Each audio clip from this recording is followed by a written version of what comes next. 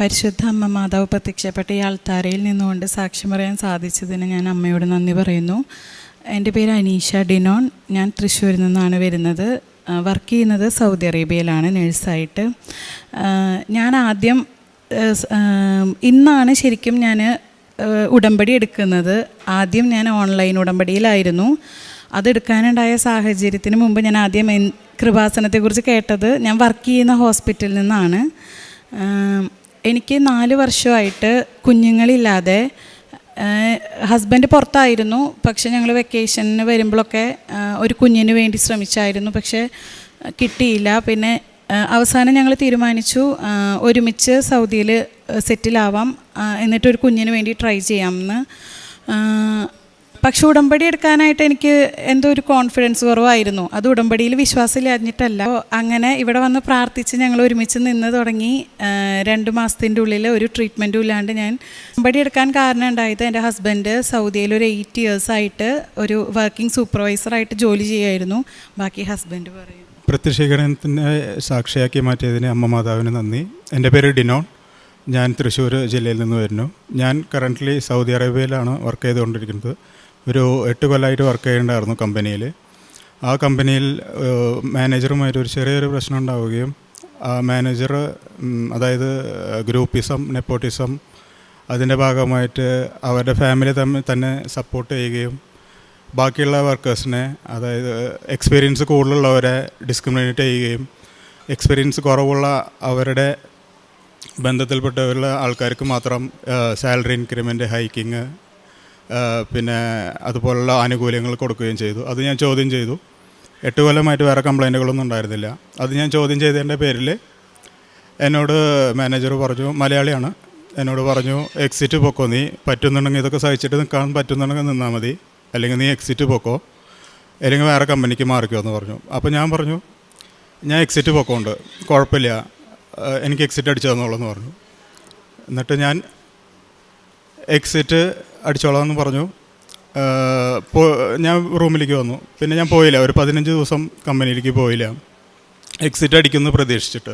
Exit അടിച്ചാൽ എനിക്ക് നാട്ടിൽ വന്നിട്ട് വേറെ കമ്പനിയിലേക്ക് ജോയിൻ ചെയ്യാം. അപ്പോൾ ഞാൻ എക്സിറ്റ് അടിക്കുമെന്ന് പ്രതീക്ഷിച്ചിട്ട് പോകാണ്ട് 15 ദിവസം നിന്നുണ്ടായിരുന്നു. പിന്നെ അവിടെ എൻ്റെ ബാങ്ക് ബാലൻസ് ചെക്ക് ചെയ്യാൻ വേണ്ടിയിട്ട് കാർഡ് ഇട്ടപ്പോഴാണ് അറിയണത് അക്കൗണ്ട് ഫ്രീസ് ചെയ്ത് കൊടുക്കുകയാണ്. കമ്പനി അക്കൗണ്ട് ഫ്രീസ് ചെയ്തു. ഇത് അക്കൗണ്ട് എന്താ ഫ്രീസ് ചെയ്തതെന്ന് ചോദിച്ചപ്പോൾ ബാങ്കിൽ നിന്ന് പറഞ്ഞു, നിങ്ങളുടെ കമ്പനിയിൽ നിന്ന് ഫ്രീസ് ചെയ്തതാണ് അക്കൗണ്ട്, നിങ്ങൾ കമ്പനിയിൽ പോയി ചോദിക്കാൻ പറഞ്ഞു. കമ്പനിയിൽ ഞാൻ ചെന്ന് ചോദിച്ചു, എന്തിനാണ് എൻ്റെ അക്കൗണ്ട് ഫ്രീസ് ചെയ്തത്? നിങ്ങൾ എക്സിറ്റ് അടിക്കുകയാണെങ്കിൽ എൻ്റെ സർവീസ് മണി എല്ലാതും തന്നിട്ടല്ലേ നിങ്ങൾ അക്കൗണ്ട് ഫ്രീസ് ചെയ്യാൻ പറ്റുള്ളൂ, എന്നാലും ഫ്രീസ് ചെയ്യാൻ പറ്റില്ലല്ലോ നിങ്ങൾക്ക് എന്ന് ഞാൻ ചോദിച്ചു. അപ്പോഴാണ് പറയുന്നത്, നിനക്ക് എക്സിറ്റ് അല്ല അടിച്ചു കൊടുക്കുന്നത്, നിനക്ക് ഹുറൂബാണ് അടിച്ചു കൊടുക്കുന്നത് എന്ന് പറഞ്ഞു. ഹുറൂബ് എന്ന് പറഞ്ഞാൽ ബാനാണ്, ലൈഫ് സൗദിയിലേക്ക് റീ എൻട്രി ചെയ്യാൻ പറ്റില്ല, വേറെ ജോബിന് അവിടെ കയറാൻ പറ്റില്ല. അങ്ങനെ ബാൻ ചെയ്തിട്ട് ഹുറൂബാക്കി എൻ്റെ സ്റ്റാറ്റസ്, ഇക്കാമയുടെ സ്റ്റാറ്റസും പാസ്പോർട്ട് സ്റ്റാറ്റസും. അങ്ങനെ ഒരു 1.5 വർഷത്തോളം ഞാൻ ഇല്ലീഗലായിട്ട് അവിടെ നിൽക്കുകയാണ്. അപ്പോൾ എൻ്റെ വൈഫിൻ്റെ കൂടെ വർക്ക് ചെയ്യണ ചേച്ചിയാണ് പറഞ്ഞത്, ഇങ്ങനെ ഉടമ്പടി എടുക്ക്, അത് പ്രാർത്ഥിച്ചാൽ നടക്കും മാതാവിൻ്റെ അടുത്ത്. ആ ചേച്ചി പറഞ്ഞ ചേച്ചി ഇന്നിവിടെ വന്നിട്ടുണ്ടായിരുന്നു. ഞങ്ങളിന്ന് ഉടമ്പടി എടുക്കുമ്പോൾ ആ ചേച്ചി ഇവിടെ വന്നിട്ടുണ്ടായിരുന്നു. ആ ചേച്ചി പറഞ്ഞിട്ടാണ് പിന്നെ ബാക്കിയുള്ള കാര്യങ്ങളൊക്കെ ഞങ്ങളോട് ചെയ്തത്. അപ്പോൾ ഞങ്ങൾ അങ്ങനെ ഓൺലൈനായിട്ട് ഉടമ്പടി എടുത്തു. എൻ്റെ വൈഫ് ഓൺലൈനായിട്ട് ജൂൺ മാസം ഉടമ്പടി എടുത്തു. ഞാൻ ഉടമ്പടി എടുത്തിട്ടുണ്ടായിരുന്നില്ലേ ഓൺലൈനിലായിട്ട്. ഞാൻ പറഞ്ഞു, എനിക്ക് എൻ്റെ തിങ്കിങ് എന്താണെന്ന് വെച്ചാൽ, നമ്മുടെ അമ്മയാണ്, അമ്മയോട് നമ്മൾ ഉടമ്പടിയിലൂടെ കാര്യങ്ങൾ അങ്ങനെ പറയേണ്ട കാര്യമില്ല. ഇപ്പോൾ എനിക്ക് എന്തെങ്കിലും ആവശ്യമുണ്ടെങ്കിൽ ഞാൻ എൻ്റെ അമ്മയോട് ഡയറക്റ്റായിട്ട് പറയാം, അപ്പോൾ അമ്മ അത് സാധിച്ചു തരാം. അങ്ങനെയാണ്. ഞാൻ ഒരു വിശ്വാസമുള്ള ആളായിരുന്നു ചെറുപ്പം തൊട്ടിട്ട്. എന്ത് കാര്യത്തിലും ഞാൻ നേരിട്ട്, അതായത് എനിക്ക് തീരെ പറ്റാത്ത ഒരു അവസ്ഥകൾ വരുമ്പോൾ ഞാൻ പ്രാർത്ഥിക്കാറുണ്ട്, അത്ര തന്നെയുള്ളൂ. അല്ലാണ്ട് അങ്ങനെ പള്ളിയെ പോക്ക് അതൊക്കെ കുറവുള്ള ഒരാളായിരുന്നു. അപ്പോൾ അങ്ങനെ അമ്മോട് അങ്ങനത്തെ ഒരു ചിന്താഗതിയായിരുന്നു, എന്തിനാണ് നമ്മൾ ഉടമ്പടി എടുക്കുന്നത്, അതിൻ്റെ ആവശ്യമില്ലല്ലോ. അങ്ങനെ പറഞ്ഞിട്ട് എന്തായാലും വൈഫ് എടുത്തിട്ടുണ്ട്. അത് കാലത്ത് എൻ്റെ പ്രഭാത പ്രാർത്ഥന ചെല്ലും, സാക്ഷ്യങ്ങൾ കേൾക്കും, അത് ഷെയർ ചെയ്യും, അതെല്ലാം ചെയ്തിട്ടുണ്ടായിരുന്നു. എന്നിട്ട് വൈഫ് പറഞ്ഞു ഒരു ദിവസം, ഇതിങ്ങനെ എടുത്താൽ ശരിയാവില്ല, നിങ്ങൾ കൂടി ഉടമ്പടി എടുക്കണം, എന്നാലാണ് നിങ്ങളുടെ കാര്യങ്ങൾ ശരിയാവുള്ളൂ എന്ന് എനിക്ക് തോന്നുന്നു എന്ന് വൈഫ് പറഞ്ഞു. ഞാൻ പറഞ്ഞു, എന്നാൽ ശരി. അങ്ങനെ ഒരു ഇതോട് കൂടിയിട്ട് ഞാൻ അക്സെപ്റ്റ് ചെയ്തിട്ട് ഉടമ്പടി എടുക്കാം എന്ന് പറഞ്ഞിട്ട് സെപ്റ്റംബർ 1 2025 കഴിഞ്ഞ മാസമാണ് ഞാൻ ഉടമ്പടി എടുത്തത്. ഉടമ്പടി എടുത്തപ്പോൾ തന്നെ കാലത്ത് പ്രഭാത പ്രാർത്ഥന ചൊല്ലി സാക്ഷ്യങ്ങൾ കേട്ടു. സാക്ഷ്യങ്ങൾ ഞാൻ ഷെയർ ചെയ്തു, വാട്സപ്പിൽ ഷെയർ ചെയ്തു. പിന്നെ വൈഫ് എന്നോട് പറഞ്ഞു ഇനി രാത്രിയിൽ പ്രാർത്ഥനയുണ്ട്, അതിനുശേഷം അരമണിക്കൂർ ബൈബിൾ വായിക്കണം എന്ന് പറഞ്ഞു. ഓക്കെ എന്ന് പറഞ്ഞു. അപ്പോൾ ബാക്കിയെല്ലാം കഴിഞ്ഞു, ഇനി പ്രാർത്ഥനയും ഇത് മാത്രമേ ഉള്ളൂ. അപ്പോൾ ഞാൻ വൈഫിനോട് പറഞ്ഞു ബൈബിൾ വായന ഞാൻ മറന്നിരുന്നു, ഞാൻ പ്രാർത്ഥന മാത്രമേ ഉള്ളൂ എന്ന് വെച്ചിട്ട് ബാക്കി പ്രാർത്ഥന മാത്രമേ ഉള്ളൂ. അപ്പോൾ ഇനി ഞാൻ സീരിയൽ കണ്ടോട്ടെ, സീരിയലല്ല ബിഗ് ബോസ്, അത് കാണുന്ന ആളായിരുന്നു. അപ്പോൾ അത് ഞാൻ കണ്ടോട്ടെ എന്ന് പറഞ്ഞപ്പോൾ ചോദിച്ചു എന്നോട് അത് കാണുന്നതിന് മുമ്പ് ബൈബിൾ വായിച്ചോ എന്ന് ചോദിച്ചു. അപ്പോൾ ഞാൻ പറഞ്ഞു ഇല്ല, ഞാൻ ബൈബിൾ വായിച്ചിട്ടില്ല. അപ്പോൾ പറഞ്ഞു ബൈബിൾ വായിച്ചിട്ട് പിന്നെ പറഞ്ഞാൽ മതി എന്ന് പറഞ്ഞു, എന്നിട്ട് കണ്ടാൽ മതി എന്ന് പറഞ്ഞു. എന്നിട്ട് ബൈബിൾ വായിക്കാനിരുന്നു. ബൈബിൾ വായിക്കാനത് ഞങ്ങൾ ഈ നമ്മുടെ മാതാവിൻ്റെ ഫോട്ടോ ഞങ്ങൾ പ്രിൻ്റ് ഔട്ട് എടുത്ത് വെച്ചിട്ട് അവിടെയാണ് മെഴുകുതിരി കത്തിച്ചിട്ട് പ്രാർത്ഥിക്കേണ്ടായിരുന്നത്. ആ മെഴുകുതിരി കത്തിച്ചിട്ടാണ് ഞാൻ ബൈബിൾ വായിക്കാതിരിക്കുന്നത്. എൻ്റെ മുമ്പിൽ ഒരു മിററുണ്ട്. അപ്പോൾ ഞാൻ അങ്ങനെ ബൈബിൾ വായിക്കാത്ത ആളെ, കണ്ടിന്യൂസ് അരമണിക്കൂർ വായിക്കാത്ത ആളായതുകൊണ്ട് ഒരു 10-15 മിനിറ്റ് വായിച്ച് എനിക്ക് ഉറക്കം വരുന്ന പോലെ ഉണ്ടായിരുന്നു. അപ്പോൾ ഞാൻ മിററിൽ, എൻ്റെ ഫ്രണ്ടിൽ മിററാണ്, ആ മിറർ നോക്കിയിട്ടാണ് ഞാൻ ബൈബിൾ വായിച്ചുകൊണ്ട്, ഇങ്ങനെ ബൈബിൾ വായിക്കുമ്പോൾ മിറർ നമുക്ക് കാണാൻ പറ്റും. അപ്പോൾ ഇങ്ങനെ ബൈബിൾ വായിച്ചുകൊണ്ട് കാണാം. ഒരു 15 മിനിറ്റ് വായിച്ച് കഴിഞ്ഞപ്പോൾ എൻ്റെ കണ്ണടഞ്ഞു പോവാണ്. അപ്പോൾ ഇങ്ങനെ കണ്ണിങ്ങനെ അടഞ്ഞ്, എന്നാലും നമുക്ക് ഇങ്ങനെ കണ്ണടഞ്ഞു പോയാലും ഈ സൈഡിൽ ഇങ്ങനെ വരണത് അറിയാൻ പറ്റും. ആരെങ്കിലും വന്നാലോ എന്തെങ്കിലും ഓബ്ജക്റ്റ് വന്നാൽ നമുക്ക് അറിയാൻ പറ്റും. അപ്പോൾ ഇരുട്ടാണ് റൂം, ഇതിൻ്റെ മെഴുകുതിരിയുടെ വെളിച്ചം മാത്രമേ ഉള്ളൂ. ബൈബിൾ വായിച്ചുകൊണ്ടിരിക്കുമ്പോൾ വൈഫ് ഇങ്ങനെ സൈഡിൽ ഇങ്ങനെ വന്ന് എൻ്റെ അടുത്തുള്ള കട്ടിലിന്മ അവിടെ ഇരുന്നു. അപ്പോൾ എനിക്ക് മനസ്സിലായി ഇവൾ എന്നെ ചെക്ക് ചെയ്യാൻ വന്നിട്ടുള്ളതാണ്. ഞാൻ ഉറങ്ങുന്നുണ്ടോ, അവൾക്കറിയാം ബൈബിൾ വായിച്ചിട്ടുണ്ടെങ്കിൽ അങ്ങനെ ഉറക്കം വരും. അപ്പോൾ ഉറങ്ങാണ്ടിരിക്കാൻ വേണ്ടിയിട്ട് അവൾ വന്നിരിക്കുന്നത്, വൈഫ് വന്നിരിക്കുന്നതെന്ന് വിചാരിച്ചിട്ട് ഞാൻ അവൾ കണ്ണ് തുറന്നിട്ട് ബൈബിൾ വായിക്കാൻ തുടങ്ങി. ശരിക്കും ബൈബിൾ വായിച്ചു. അരമണിക്കൂറും കഴിഞ്ഞിട്ട് ഇവളൊന്നും മിണ്ടുന്നില്ല. അല്ലെങ്കിൽ ചോദിക്കേണ്ടതാണ് സാധാരണ, എന്താണ് ബൈബിൾ വായിച്ച് കഴിഞ്ഞാൽ പ്രാർത്ഥന എത്തിക്കാം അങ്ങനെ പറയുമെന്ന് വിചാരിച്ചിട്ടാണ് ഞാൻ ഇരിക്കുന്നത്. അത് ബൈബിൾ വായിച്ച് കഴിഞ്ഞിട്ടും ചോദിക്കണില്ല. ചോദിക്കേണ്ടായപ്പോൾ ഞാൻ അങ്ങോട്ട് നോക്കിയതാണ്. നോക്കിയപ്പോൾ അവിടെ അവളെ കണ്ടില്ല, ഇവളവിടെ ഉണ്ടായിരുന്നില്ല. ഞാൻ ചോദിക്കില്ല, ഞാൻ അവിടെ ഇല്ലാത്തപ്പോൾ കണ്ടിട്ട് ഞാൻ ഞെട്ടിപ്പോയി.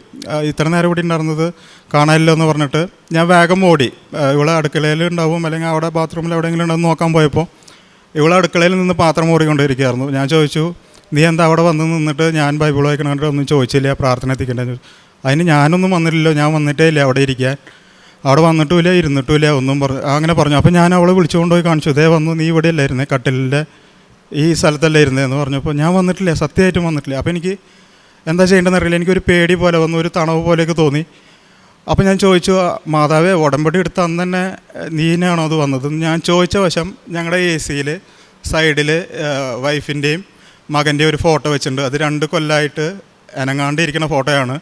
ഞാനിത് ചോദിച്ചു, മാതാവേ നീയാണോ വന്നതെന്ന്, ആദ്യത്തെ ദിവസമായിട്ട് ഉടമ്പടി എടുത്ത് അന്ന് നീനാണോ വന്നതെന്ന് ചോദിച്ച വശം ആ ഫോട്ടോ വീണു. ഫോട്ടോ വീണതോട് കൂടിയിട്ട് എനിക്ക് പേടിയോട് കൂടി ഒരു ഇത് അങ്ങനെ ആയിപ്പോയി, ഒരു വിശ്വാസം വരികയും ചെയ്തു. അതാണ് അന്ന് ഉടമ്പടി എടുത്ത ആദ്യത്തെ ദിവസം തന്നെ അങ്ങനെ ആയതുകൊണ്ട് പിന്നെ തൊട്ട് ഞാൻ ബൈബിൾ വായിക്കൽ അരമണിക്കൂറല്ല അതിൽ കൂടുതലാക്കി, അങ്ങനെ പ്രാർത്ഥിച്ചുകൊണ്ട് നിൽക്കുക. പിന്നെ ഇവളുടെ ഉടമ്പടി, വൈഫിൻ്റെ ഉടമ്പടി കഴിയാറായി, 3 മാസം കഴിയാറായി. അതായത് സെപ്റ്റംബർ 22-ാം തീയതിയാണ് കഴിയണത്.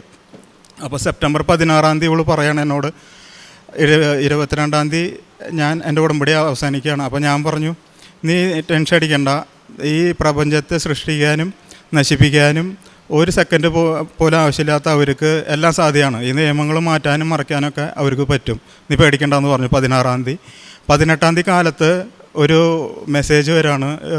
ഇവളുടെ ഹെഡ് നേഴ്സ് കല ഇവൾക്ക് മെസ്സേജ് അയച്ചത്, ഇങ്ങനെ ഹുറൂബുള്ളവർക്കെല്ലാം ഹുറൂബ് സ്റ്റാറ്റസ് ചേഞ്ച് ചെയ്യാൻ പറ്റുന്നുണ്ടെന്ന് പറഞ്ഞിട്ട്. എന്നിട്ട് അത് ചെക്ക് ചെയ്യാൻ പറഞ്ഞു. 18-ാം തീയതി ഞങ്ങൾ പോയി ചെക്ക് ചെയ്തു. ചെക്ക് ചെയ്യാൻ ഓഫീസിൽ പോയപ്പോൾ ഒരു ചേച്ചിയുടെ കയ്യിൽ നിന്ന് കുറച്ച് ഉപ്പ് മേടിച്ചിട്ടുണ്ടായിരുന്നു, വെഞ്ചരിച്ച ഉപ്പ്, മാതാവിൻ്റെ വെഞ്ചരിച്ച ഉപ്പ് തന്നിട്ടുണ്ടായിരുന്നു. ആ വെഞ്ചരിച്ച ഉപ്പ് അവിടെ കൊണ്ടുപോയി കയ്യിൽ വെച്ചിട്ടുണ്ടായിരുന്നു, വെച്ചില്ല. എന്നിട്ട് ഞാൻ ചോദിച്ചപ്പോൾ ആ സൗദി ആയിരുന്നു. സൗദി പറഞ്ഞു, ഇപ്പോൾ കാലത്തോട്ട് ഫയലൊന്നും ഓപ്പൺ ആവണില്ല, നിങ്ങൾ വെയിറ്റ് ചെക്ക് ചെയ്യാം എന്ന് പറഞ്ഞു. അപ്പോൾ അത് പറഞ്ഞു കഴിഞ്ഞപ്പോൾ എനിക്ക് ആകെ ഡിപ്രഷനായി. ഞാൻ എൻ്റെ കയ്യിലുള്ള ഉപ്പ് ആ മേശമ വെച്ചിട്ട് മാതാവിനോട് പറഞ്ഞു, ചെയ്യുകയാണെങ്കിൽ എന്തെങ്കിലും ഇപ്പോൾ ചെയ്തു തരണം എന്ന് പറഞ്ഞിട്ട് ഞാൻ ആ ഉപ്പ് അവിടെ വെച്ചിട്ട് അരമണിക്കൂർ വെയിറ്റ് ചെയ്യാൻ പറഞ്ഞിട്ട് അവിടെ പോയിട്ട് ഇരുന്നു. ഞങ്ങൾ വിശ്വാസ പ്രമാണം ചൊല്ലിയിട്ട് അവിടെ ഇരിക്കുകയാണ് ഞാനും വൈഫും. അരമണിക്കൂറായില്ല, അതിനു മുമ്പ് വിളിച്ചു. സൗദി വിളിച്ചിട്ട് ഡിനോൺ ആക്സസ് ആവുന്നുണ്ട്, നിങ്ങളുടെ അക്കൗണ്ട് ചേഞ്ച് ചെയ്യാൻ പറ്റും. 80% ഇപ്പോൾ ചേഞ്ച് ചെയ്തു, ഇനി 20% കൂടി ചേഞ്ച് ചെയ്യുള്ളൂ. 20% ചേഞ്ച് ചെയ്യണമെന്നുണ്ടെങ്കിൽ നിങ്ങൾക്കൊരു സ്പോൺസറിന് കിട്ടണം, ഇമ്മീഡിയറ്റ് സ്പോൺസർ എന്ന് പറഞ്ഞു. അപ്പോൾ ഞങ്ങൾക്കൊരു ചേട്ടൻ പറഞ്ഞിട്ടുണ്ടായിരുന്നു ആളുടെ കമ്പനിയിൽ ഒരു സ്പോൺസറുണ്ട്, ആൾ വെച്ചിട്ട് നമുക്ക് ചേഞ്ച് ചെയ്യാമെന്ന്. അപ്പോൾ ഞാൻ സന്തോഷത്തിൽ ആ ചേട്ടനെ വിളിച്ചു. ആ ചേട്ടൻ പറഞ്ഞു ഇപ്പോൾ ആ സ്പോൺസർ സമ്മതിക്കണില്ല, വീണ്ടും പരീക്ഷണങ്ങളാണല്ലോ എന്ന് പറഞ്ഞു. മാധവനോട് ഞാനിങ്ങനെ പറഞ്ഞു എല്ലാം ശരിയായി, അവസാന നിമിഷത്ത് വീണ്ടും സ്പോൺസർ ഇല്ല എന്ന് പറയുന്നു എന്ന് പറഞ്ഞിട്ട് ഞങ്ങൾ വീട്ടിലേക്ക് വന്നു. അന്ന് അതിൻ്റെ അടുത്ത ദിവസം 21-ാം തീയതി ഒരു സൗദീനെ പോയി കാണാൻ പറഞ്ഞു. ആ സൗദീനെ പോയി കണ്ടു. സൗദി പറഞ്ഞു ചെയ്യാം, നമുക്ക് എല്ലാം ശരിയാക്കി തരാമെന്ന് പറഞ്ഞു. അങ്ങനെ 22-ാം തീയതി ഇവളുടെ അവസാനിക്കുന്നതിൻ്റെ അന്ന് ഓൺലൈൻ ഉടമ്പടി അവസാനിക്കുന്നതിൻ്റെ അന്ന് എൻ്റെ ഹുറൂബ് സ്റ്റാറ്റസ് നീക്കുകയും ആ സൗദി തന്നെ ഇക്കാമ റിന്യൂവൽ ചെയ്യുകയും ഒരു ബിസിനസ് ഓഫർ വയ്ക്കുകയും ബിസിനസ് ഞാൻ അക്സെപ്റ്റ് ചെയ്യുകയും ചെയ്തിട്ട് എല്ലാം ഇപ്പോൾ ഓക്കെ ആയിട്ടുണ്ട്. തിരിച്ച് പുതിയൊരു ജോലിക്കും കയറി, വേറൊരു ജോലിക്കും കയറിയിട്ട് 1-ാം തീയതി തൊട്ടിട്ട് അവിടെ ജോയിൻ ചെയ്യാനും പോവാണ്. ഇത്രയും അനുഗ്രഹങ്ങൾ തന്ന മാതാവിന് നന്ദി. കാരുണ്യ പ്രവൃത്തികളായിട്ട് കൃപാസനത്തിൻ്റെ ഉടമ്പടി ഞാൻ ഓൺലൈനിലായതുകൊണ്ട് പത്രങ്ങളൊന്നും ഞങ്ങൾക്ക് ഇല്ല, സൗദിയിലായിരുന്നു.